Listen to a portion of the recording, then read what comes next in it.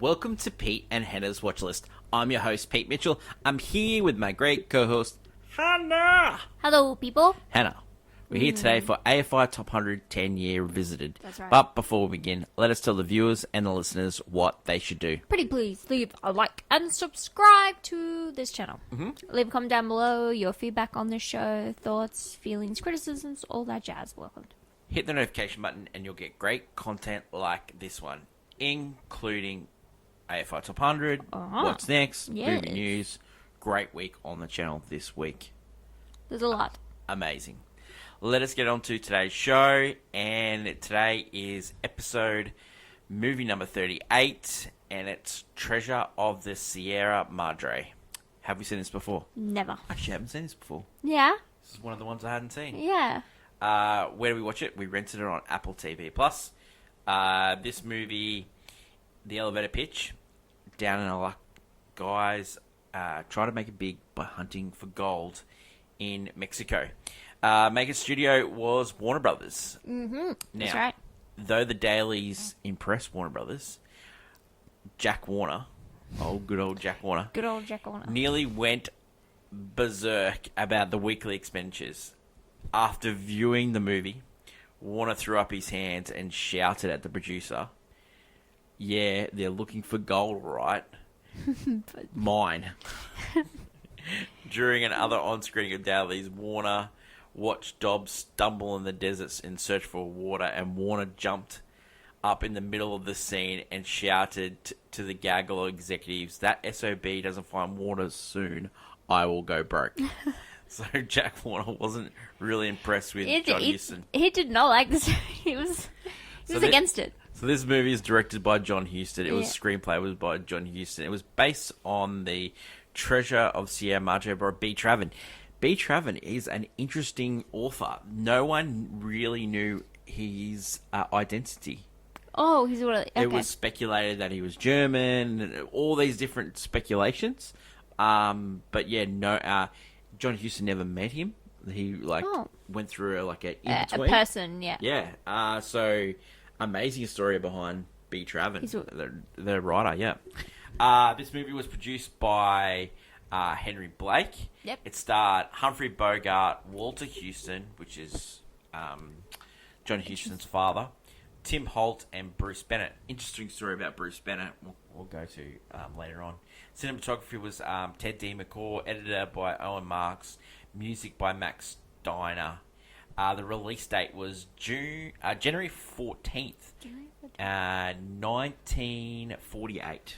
Oh, okay, yeah. Yeah, so we are talking, this is before African Queen, but after Maltese Falcon. Yeah. Maltese Falcon, they both worked together before, Huston, Anthony, and Maltese Falcon was actually Huston's first ever movie. So imagine that, your first ever movie. Oh, right out the gate. Yeah, and right that's out the the one gate. people will... Yeah, the one people remember for you is that's the one.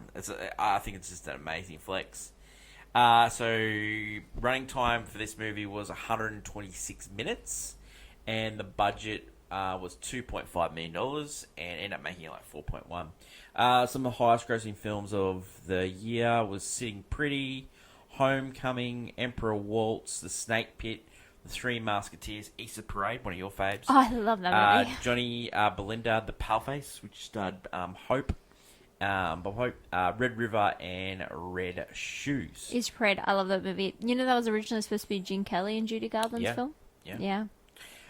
So director John Huston had read the book by B. Traven in 1936, and he was always trying to make this story. Based on the 19th century ballad German poet, Traver's book reminded Huston of his own adventures throughout Mexico. That's right. In the cavalry. When Huston became a director, the smashing success of A Maltese Falcon gave him little clout, and he convinced Warner Brothers to buy the movie rights. Ooh, this movie was filmed on location in Mexico, not to the... Jack Warner didn't want to do that. Of course not. He didn't want to do that. That would require spending... Well, he just didn't want to do it, Han. He just didn't want to do it. That's spending money. He just didn't want to do it, Han. Like, he just had... He didn't believe they were going to strike gold. Oh, no, and he just did not. He just wanted to have a bar of it, eh? Like, it's unbelievable. That's funny. That sometimes I love when you hear Jack. So Jack Warner is like the top boss, right? And him just picking on it, just being petty. I just find it funny. Yeah. Well, Jack Warner was a penny pincher. You have to be a studio head hen. Come on. Oh, yeah, you're right. You're right. So- You're going to be either a sleaze or a penny pincher or both. Yeah, well, both. So they filmed it on Mexico. Warner ended up having to tell them to come home, and they put it on a set because they were just spending too much money. Yeah. So they ended up coming home. Treasure Mother was one of the first films filmed on location in Mexico in the studio system. Location was Topinka, Tamales, Juan Pego, and Durango. So, yeah, it's a few different ones there.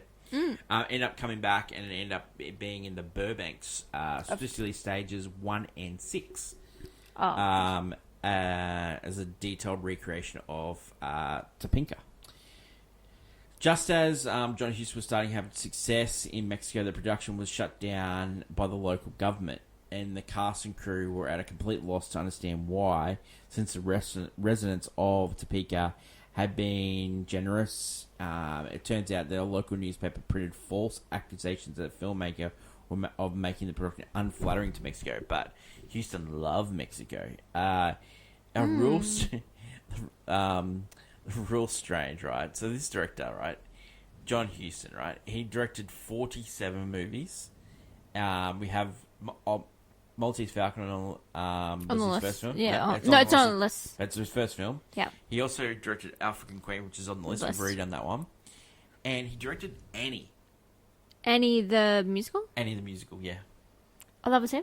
The That was original him. one? Yeah. That that movie that's like a fever dream. Yeah. That movie. Yeah. So while on location, John Huston took in a little boy called Pablo, and he put him under his wing and he did errands for him, and then he's sort of like the crew mascot. At the time, he was married to Evelyn Keyes, famous actress. Yeah. Yes. And she was on the set, and then he'd sort of poke fun at her, and then she ended up going home, and then so when he was doing all these things, and then he had to go home because of the shutdown. He took the kid with him, and he actually adopted the kid.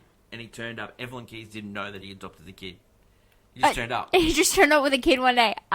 So this happened. So the end up was the start of causing the divorce, and so he was just like, I like this kid. Yeah. What the kind of this jib? Yeah. So it's really funny how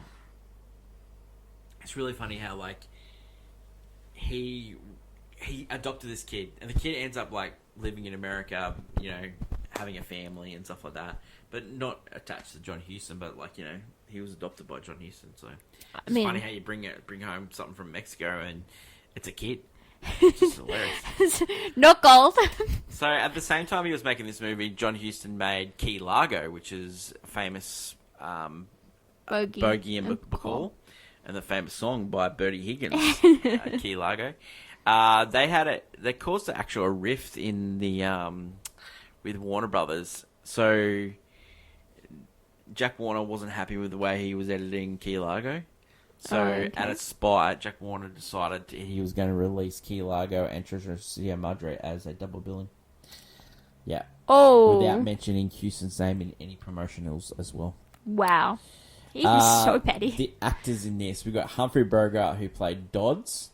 And as the production dragged on, Humphrey Bogart, who was an avid yachtsman, was starting to get increasingly anxious about missing the Honolulu Classic, the Catalina to Hawaii race, in which he usually took part. Despite assurances from the studio that it would be wrapped up, he started to constantly dog John Huston about whether he would be done in time. Yeah, can I Eventually, Huston had enough and grabbed Bogart by the nose and twisted hard. Big nose.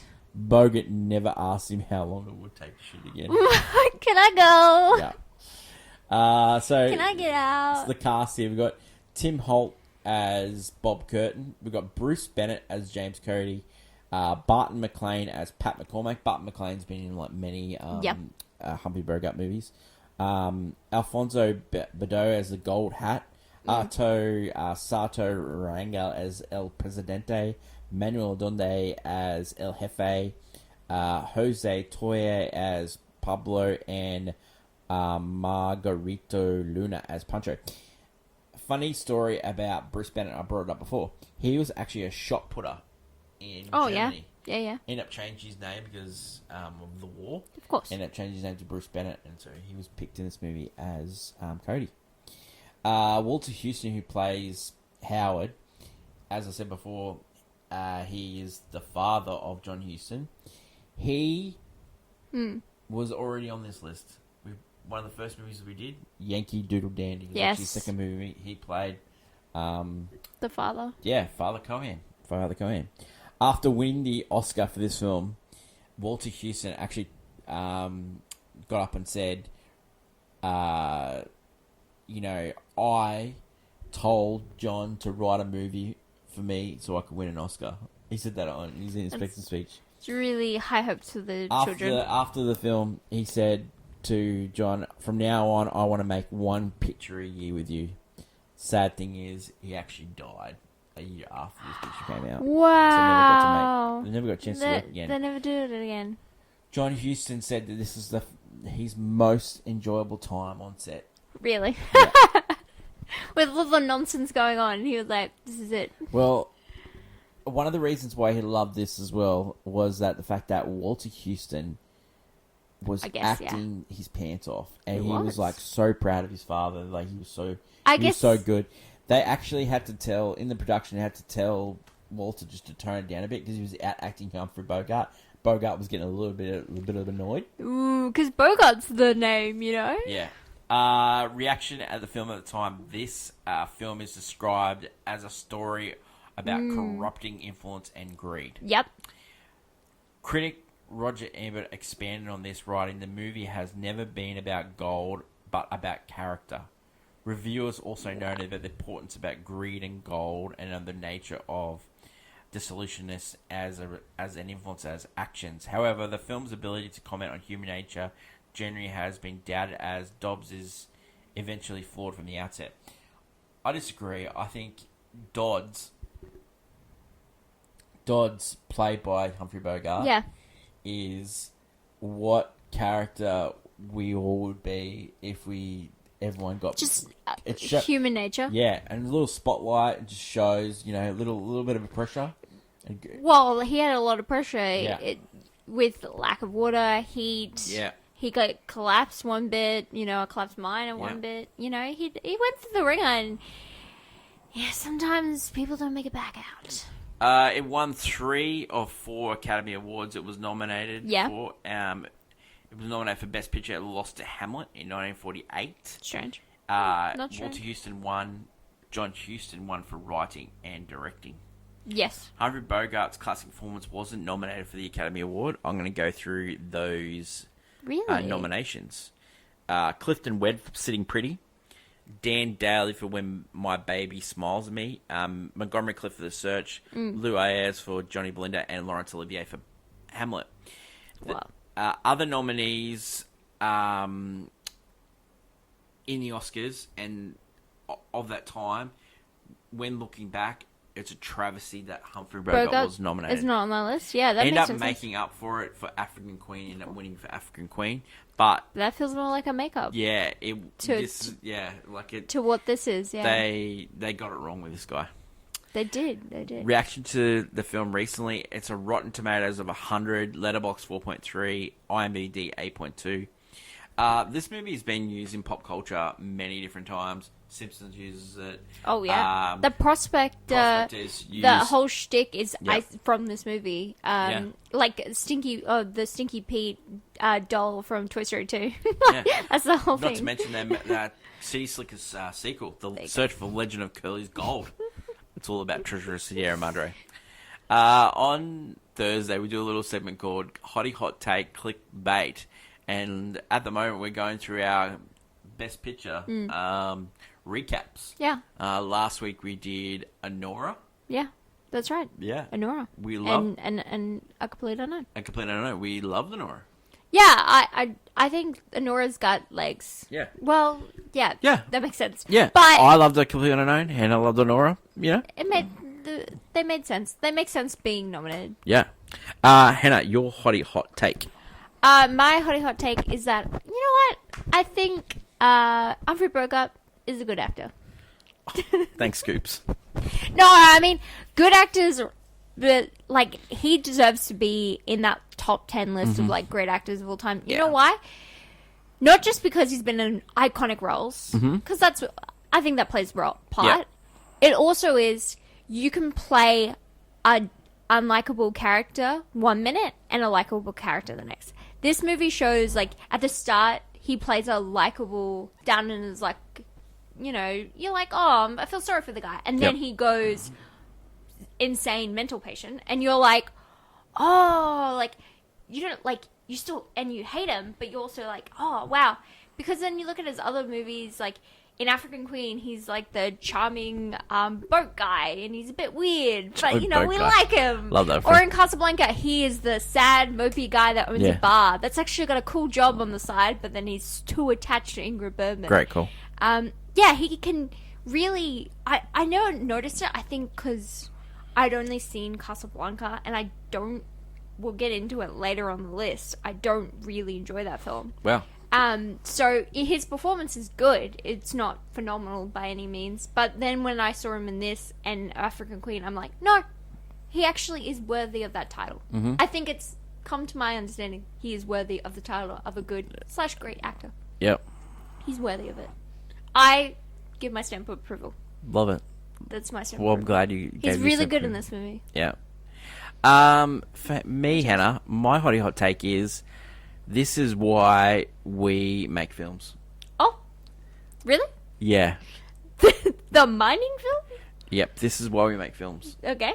Now, it could be about anything. Yeah. Sure. Like, all right, this one is about mining. Oh. But why we make films is to understand each other. The human, the human nature, human construct, you know, testing what humans will do, writing about what humans do, how they react in certain situations. Right. Movies put a lens up to us as a human race. A mirror, you say? Yeah. And Black mirror. You know, like, I just think it's amazing. This is an amazing film. Yeah. And, you know, sometimes you forget what movies are supposed to be about, and it's about humans and human nature. Yeah, when we're tasked with something. And when movies are done well, yes, just like any form of art, it impacts the culture. And I think something. It does. It does. It does. Like, and you know, people can pretend all these different things, but when it comes down to it, the animal instincts just kick in, and this movie is just a perfect example of that. Yeah. I really love this movie. Yeah. Yeah, it's one of my favourite movies on this list. Wow. Because it's a surprise for you. I think that helps. I don't think it's a surprise, because I really like African Queen, and I like John Huston's other work as well. You don't... I just think it has way more to say than just three guys digging in for a hole. Gold in Mexico. Because Yeah. that's what it is, but there is more to it, and it plays. Let's get on to Pete and Hannah's review, and we'll start with scene breakdown. So we start with Fred Dobbs. He's asking people for money. He ends up buying cigarettes. He asks one guy for money, and that guy is actually John Huston. Oh, that's the guy in this white suit, American. Yeah. Give American a mule, you know. Yeah. The little boy that he buys a lottery ticket off, that is actually Robert Blake.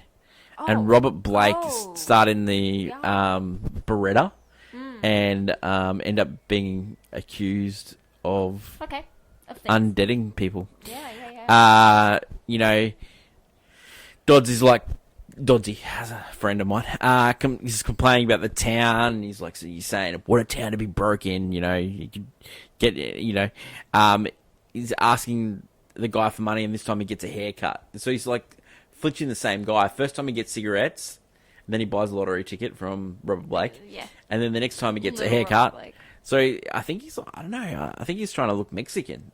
I don't know. No, he's trying to, I guess, still live his life, but he's still scrounging for money Well, to live it. because he says that if you were Mexican, you probably would be better off in Mexico. Yes, Yeah, I guess. that's what he's trying to say. So then he hits up the guy again, and he says, "Okay, I will give you some money, but promise me you'll never get any money from me again." He goes, "Mate, I didn't even know it was you. Oh, sorry, I wasn't even looking at you." I just looked at you. Yeah. Your shoes. So he meets an American, and he, because he asks him for money, he goes, "No, I can give you a job, and it pays $8 a day."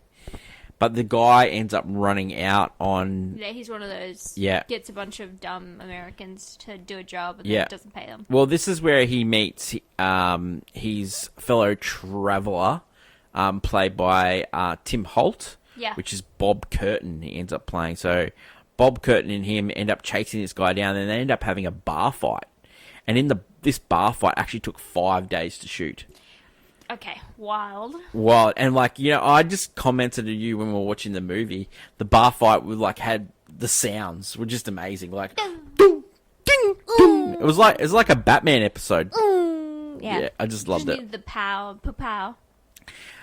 So they get the money off the guy, and they run away, and then a few days go by, and they know they've not got much money left.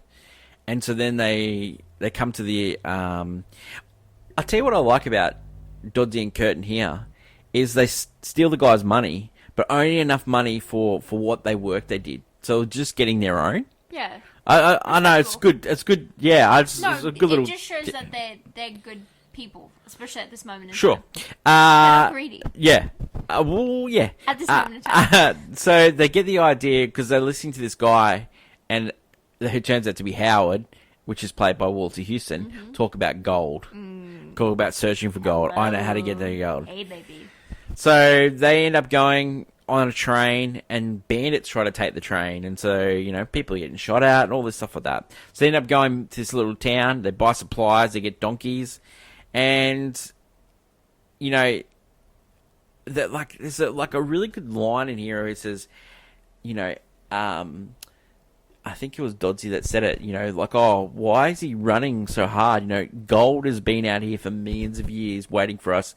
Another couple of days is not going to, And so Doddsy's like, why are you going so fast, And that's when they see, specks of gold in the stones. And they're like, oh, we got gold, we struck it. Yeah, we struck gold. And then Howard comes back and goes, no. That's fool's gold. Yeah. That's fool's gold, mate. Stop wasting the water, Tell me when you're gonna you actually find some. Yeah, I love how they think it's found the mother lode. We're half hour into the movie. We're going for 2 hours. We found the treasure. Yeah, when they're walking all the times, it just occurs to you, Doddsy, bit of a sook. Yeah, he doesn't. He's not doing well. Yeah. Well, we're talking about the same guy that was pinching money just to get cigarettes and a haircut. Yeah. He was... This tough life wasn't meant for him. So they're Howard knows his stuff, because, they're panhandling, and then they're, building, an actual mine. Yeah. And, throwing war down. Yeah. Stuff, yeah. He's been doing it. Yeah. So... I love how, they're mining, and they've got, drastic music when they're mining. Something's about to happen. Serious, weird music Scored, moments. yeah. So, at the moment, they've got, $5,000, and it's in, granular sand, sort of thing like that. Yeah. And Doddsy's we need to break this up now, and he goes, oh, why don't we just do it at the end, And then, no, we need to break it up now, and we can hide it from each other. To get a lot more, Yeah. And greedy. But Howard comes back, and he sows seeds of doubt with Doddsy, and you could tell that kind of he's almost egging him on in a weird way. Yeah. He knows he's gonna break. Yeah. Then we have the cave where the mine shaft, and it's a cave in. Yeah, and Doddsy. And that's when Curtin Doddsy gets he has He has the Belle moment in Beauty and the Beast where he starts to walk away, but then he's like, no, better go save this I gotta go save him. Yeah. Gotta go save him. And he does. He rescues him, but it's... Yeah, so he gets a knock on his head, and Howard's sort of like looking after him, and then Dodds goes, oh, what happened? He goes, the mine collapsed, Curtin saved you. And he goes, oh, wow, yeah, you know. So then they need to go on a grocery run, and then well, first off, they're around a fire, right? And they're talking about, what they have to do the next couple of days, and then, what are we going to do with your money? Because they're starting to get a little bit of money again. Yeah, they're starting to discuss the future. Howard just, let's cash out at $20,000, and then Dodds is like, nah, $75,000 each. Well, we're going to be here for years, And then Doddsy's like, no, I just want to buy a grocery store, and have a little grocery. And Curtin tells stories about how he wants to own a fruit farm, So Doddsy's like, you guys, we need to go, get into this. So Doddsy is going. He says, I'm going to go to the grocery store. And no, and ends up being Curtin going to the grocery store. Yeah. On his way back, he's followed by somebody. Yes, he is. And that someone is played by Bob Bennett, which is Cody. And Cody, he says... He's an interesting character. Yeah, well, he's just trying to find gold just to make his family rich. Yeah, but he's a bit weird about it. Like, he doesn't know how to go about it. He's still trying to be, like, a nice guy. But he also knows it's, like, against... Because they can't technically be mining where they're mining. So it's a bit of... He knows that he could dob him in and there's a bit of tension. Well, the lads don't want him there. And Cody says, I can help you find gold. And Howard's like, babes, we already got it. We're covered. And they're all, like, in fighting with each other and, and then suddenly the bandits show up and then they're all in it together. Oh, yeah, no, that's how it goes. Yeah. And so this is when the famous scene happens where Gold Hat says, we're the Federales, the mounted police. And Dobbsy's like, if you're the police, where are your badges? And then Gold Hat goes, badges? We ain't got no badges. We don't need no badges. I don't have to show you your stinky badges. It's like, in Blazing Saddles, there's like a stinky badge. The same joke. Sort of thing, so the bandits say that they're cops. A shootout happens. Cody ends up getting killed. They end up reading a letter. It's very tragic. Yeah. He had a wife and a kid, and he was going to make the money and come back. We don't see, actually, Cody dying. No. Because of the censorship. You don't really see too much violence. So the Federales chase up and chase the bandits away. They read the letter from Cody's wife, and, he's a farmer, and goes, I hope this is the last time you go and search for gold. I know you want us to be wealthy and stuff like that, but we miss you. Your kids miss you, I know this is hard. It's like really heartwarming stuff. And they're so nonchalant about it. Yeah. But to bury him. Like, we've got like a scene where Cody, they end up burying him, giving him a funeral. Yeah. They end up saying, I'm going to go and... Like, Dobbsy even says, maybe I'll go meet the missus. Well, Weirdly. We're really creepy. Weirdly. But the other two think, like, that's a good idea. We should say, like, he helped us out with that bandit. But, like, this is coming off the back of...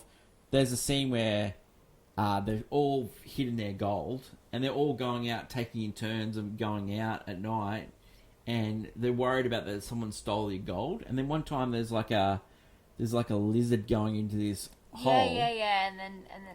And then that's Dobbsy's money stash. And, And Curtin finds it, but he's trying to kill the lizard. And so Dobbsy goes off. And, funny thing is, like, John Huston played a prank on Humphrey Bogart. Now, we talked about John Huston in African Queen, where he, like, White Hunter, Black Heart, something like that. He was, like, hard ass.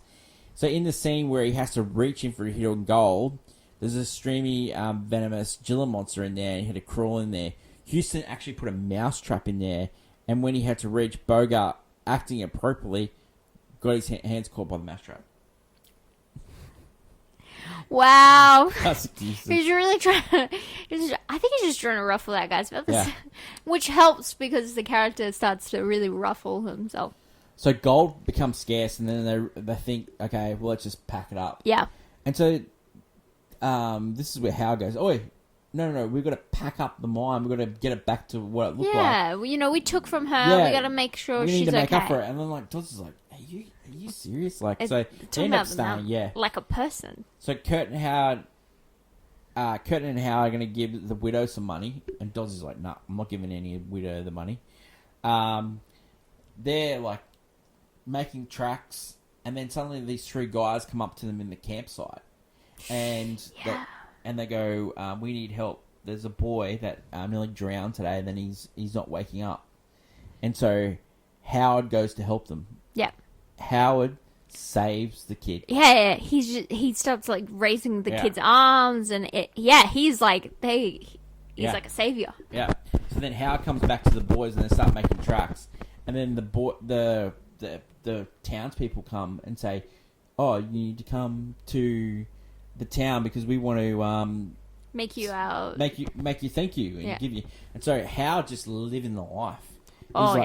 He's getting fed grapes. He's in like a hammock. He almost knows, like, maybe the boys won't even make it. Like, he's like, I've got a life here now. So the boys say, okay, we're going to take your stash. And meet you at the train station. But that's, like, days away. This is where things get absolutely wild. Yeah, because without Howard, who's kind of like a alleviator of the two, like making sure, Dogsy doesn't go off the rails. Yeah. Because Curtin's he's actually quite fine. Yeah. Like, he is, nothing's I think really when he hangs out with Dodsy, it gets crazy. It gets crazy quickly. Because Dodsy doesn't trust her. Yeah, and he doesn't trust anyone. And he also is like, I don't... Howard's always kept saying, oh, yeah, Dodsy, like, you'll be fine, like, you can steal my money or whatever, And then, he does play that. So, Dodsy and Curtin are playing this cat and mouse game. Dodsy tries to kill Curtin. Curtin sort of stops him doing that, and then Curtin can't sleep. He just can't sleep because Dodsy is worried that Dodsy's going to take him. It ends up, Curtin finally falls asleep. Dodsy takes a gun, ends up shooting Curtin. Yeah. Dodsy drags him into the middle of the bush, walks away, and goes, "No, I'm going to make sure he's dead." Bang. Goes back to shoot him again, and then wakes up the next morning. And then he goes, I better bury him. I don't want to, like, the buzzards to go to... Goes to bury him. He's actually gone. And then he thinks, the wolves have got him. Yeah, he's really... He's really he's lost it. So... It's actually... This is the bit where he's like... He's really lost it. Yeah. This guy is just... His acting in this is so good. Oh, yeah. He's acting, like, it's so believable. Because you believe, like, just the turn he takes. It's not just like a switch. It's like it slowly ticks over for him just becoming so out of it. Like, when he does that evil laugh, like, it's just so evil. Just so evil. Out of nowhere. Gone. Yeah. He's gone. So we don't see, actually, Curtin dying because of the censorship thing. So it actually quite works there. And then Dodsy's, like, falls asleep, and the fire rages. Like, it's like... it's really good. His, like, emotions are raging, So... meanwhile, Howard's having living the dream. They go, medicine man, or I think they made this guy king or whatever. He says to Curtin, he says, your friend has been shot, and he goes there and he finds Curtin. He ends up putting a sling on him, and then Curtin tells him a story about how Dodsy's lost his brain, lost his mind. Dodsy's he's trudging on to the town. He's nearly there. And He's got all the donkeys in tow. And then the bandits come. Yeah. Yeah. And so the bandits, they're just at water, and the bandits try and steal some stuff. They end up unaliving him. They get him. So in the original... Take your shoes, get him. In the original film, it was depicted Dobbsy's death was different. It was more graphic, as it was in the book. So eventually, Goldhat actually... strikes Dobbs with a machete and takes his head off. Clean off. So when they were watching the movie, Humphrey Bogart goes, hey, where's me losing my head? Where's that scene? so you actually don't see it. So Kurt and Howard go after Dobbs on horseback. The bandits emptied the gold packs because they think it's dirt. They think it's about getting more weight on the donkeys to make more money. The bandits try to sell the donkeys. They end up seeing that the donkeys are branded and they're bought by Howard. You get a whole weird stretch of talking Spanish. The reason they were doing that is to get around the censors. Love it. So they were doing all these things that they were saying just to get around censors. The boy, so that they end up digging their own hole, end up getting shot by the federales. The boys realize that their gold's lost, and so then they go searching for it in the bags. The wind blows up. The gold ends up blowing away in the windstorm, and Howard is just laughing when it realizes it's all gone. 10 months of suffering for nothing. Howard says, it's gone back to the mountain, and like sort of thing like that. Howard goes to Kurt and he says, I'm going back to the village. I'm going to live the dream, but I suggest you go and see the widow and go and have that life on the fruit farm. And that's the end. Yeah. I guess it pays just, not go crazy. Reasons to see this movie. This movie is brilliantly acted, well shot. It's a great script. We've talked about it in the whole movie. Yeah, it's a great examination of like what would you do in the situation about money. Does greed really just turn people? Yeah, love it. Reasons not to. It is probably a bit long. There's like long stretches. I didn't need that much time with the gold. I think the movie is better when you got Howard, Dodsey, and Curtin together. The three of them. The lead up to that is probably way too long as well. You mean the start? Yeah, the start. Yeah, the start's long. The start is pretty long. I liked it when it was just Howard, Dodsey, and Walter Houston. Three good actors go back and forth with each other. Does this deserve to be on the list? Yeah. Yep, 100%. Does it deserve to be higher? Because the last list, it was actually 30. Really? Yeah, I think it actually deserves the 30 spot. I really liked it. I can see it there. I can see it here, though. It just depends. We'll see it late. Would you buy it on Blu-ray? Yeah. Yeah, I would too. Would you watch this movie again? Yeah. Yeah, I would. If it was on? Yeah, I would. Rating for this one. Jeez. I want to give it an all-time classic. I love this movie. Oh, wow. That's I crazy really from do. you. I really do. I actually really like this movie. Do you want to? Yeah, I want to give it an all-time classic. Okay. I really like this movie. I like putting it there. I was going to go banger anyway. So Yeah. it's like all-time classic. It seems right because I like you putting it there.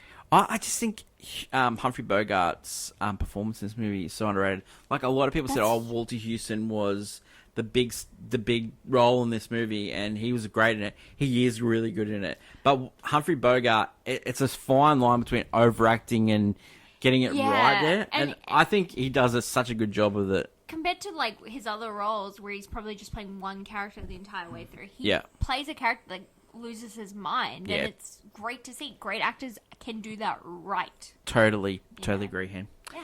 That is it for today's show. That's right. Treasure of the Sierra Madre, all-time classic. Next week, we are doing movie number 37, and it's the best years of our lives. Huh? The best years of our lives. Okay. It's number 37. Okay. Yeah. I've never heard of it. No, it's good. It's good. It's actually been brought up in a couple of the researches before. Good stuff. Awesome. Good love stuff. it. Yeah, love it. All right. That is it for today's show. Tune in for the rest of the content for this week. That is my lovely co-host, Hannah. Long live cinema. And until we meet again, it's bye for now. Bye.